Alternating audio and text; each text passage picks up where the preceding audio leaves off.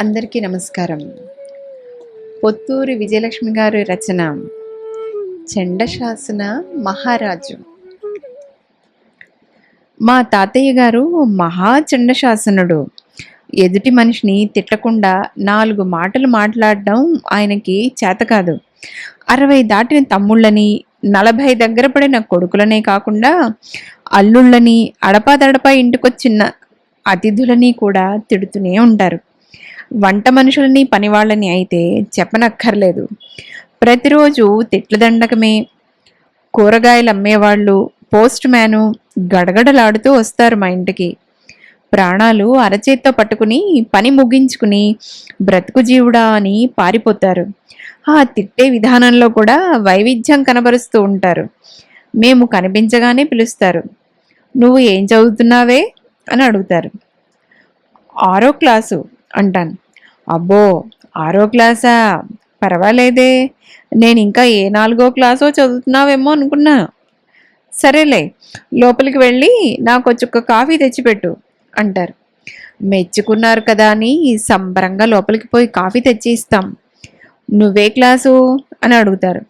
6వ క్లాసు అంటే, ఎద్దులా ఇంకా 6వ క్లాసేనా, నేనే 8వ క్లాసో అనుకున్నా అని తిడతారు. ఎంత మేధావులమైనా కాఫీ తెచ్చే లోపల 2 క్లాసులు ఎలా చదివేస్తాం? కొడుకులని తిడుతూనే ఉంటారు మనవల ఎదుట. ఒకసారి మా బాబాయ్ వాళ్ళ అబ్బాయి జీడిపప్పు పాకం తెమ్మంటే వేరుశనగ పప్పు పాకం తెచ్చాట.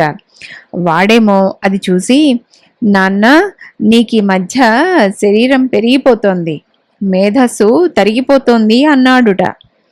మా నాన్నున్నాడే, మా కొంప ముంచుతున్నాడు.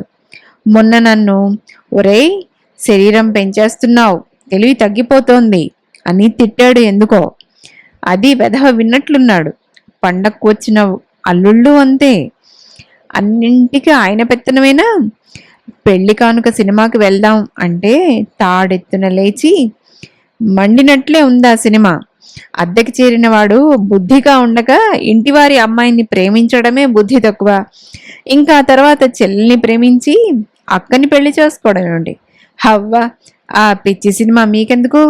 లక్షణంగా సహస్ర శిరశ్చేద అపూర్వ చింతామణికి వెళ్ళండి అని చంపుకు తిన్నారు. సరే, అలాగే అన్నాం తప్పించుకుందామని. జట్కాలో తీసుకెళ్ళి టికెట్ కొని హాల్లో కూర్చోబెట్టి మరీ వచ్చారు మా మావగారు. ఇట్లా అయితే పండుగలకి రావటం కష్టం సుమండి. మేము చిన్నవాళ్ళమా, చితకవాళ్ళమా? ఇంకో 4 ఏళ్ళు పోతే అల్లుళ్ళు వచ్చేస్తారు అని వాపోయేవాళ్ళు. వంటావిడికి దినదినగండం 100 ఏళ్ల ఆయుష్ అన్నట్లు వస్తూ వస్తూ గుళ్ళో దండం పెట్టుకుని మరీ వచ్చేది. తాతయ్య కంచం ముందు కూర్చుని భోజనం చేసి లేచేదాకా ఆవిడ గుండెలు పీచు పీచుమంటూనే ఉండేవి. అన్నం బిరుసైతే, ఏమిటిది నీ బొంద, మేకుల్లా ఉంది అన్నం అనేవారు.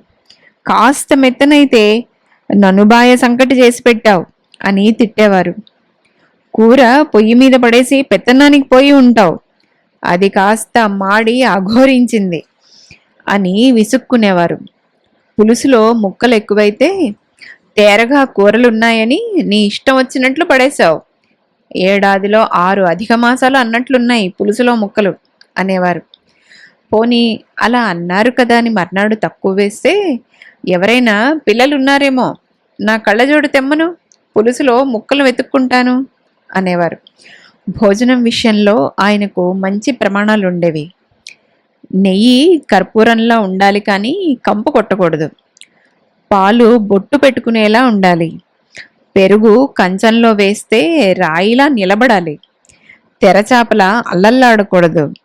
వంటింట్లో తిరగమూత వేస్తే వాకిట్లో యజమానికి తెలియాలి. పులుసు కాగుతుంటే అటు 4 ఇళ్ల వాళ్ళకి, ఇటు 4 ఇళ్ల వాళ్ళకి ఆ సువాసన తెలియాలి అంటూ చెప్తూ ఉండేవారు.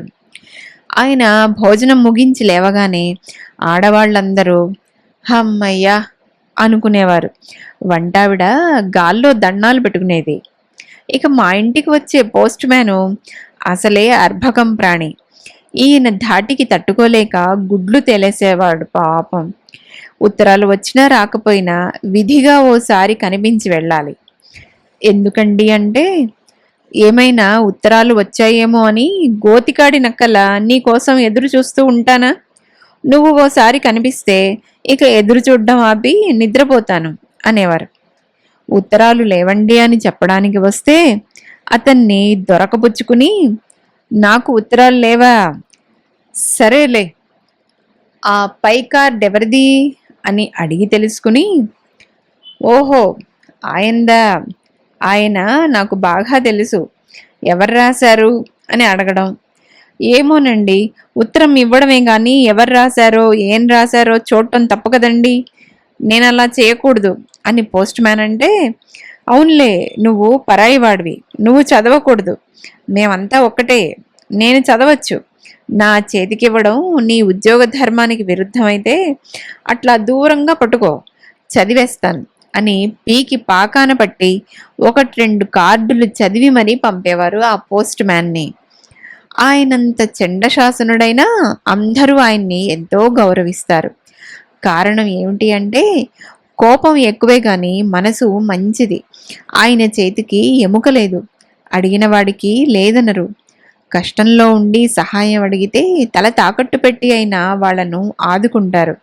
అందుకే ఎన్ని అన్నా అన్నీ దులిపేసుకుంటారు, అయిన వాళ్ళు కాని వాళ్ళు కూడా.